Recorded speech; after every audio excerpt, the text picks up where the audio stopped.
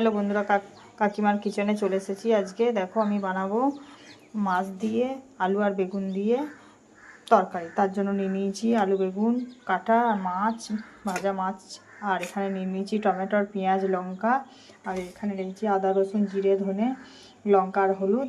আর এখানে কড়াইয়ে তেল দিয়ে দিয়েছি। তেলে এবার ফোড়ন দেবো লঙ্কা, একটা তেজপাতা, একটু পাঁচ ফোড়ন।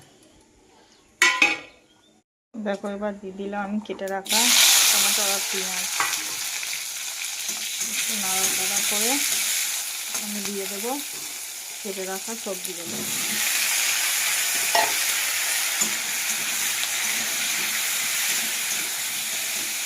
দেখো সবজিগুলো ভাজা হয়ে গেছে, এবার আমি মশলাটা অ্যাড করে দেবো। আর দিয়ে দেবো স্বাদ মতো লবণ। ভালো তরকারি কষানো হয়ে গেছে, এবার আমি এতে দিয়ে দেবো জল অ্যাড করে দিলাম।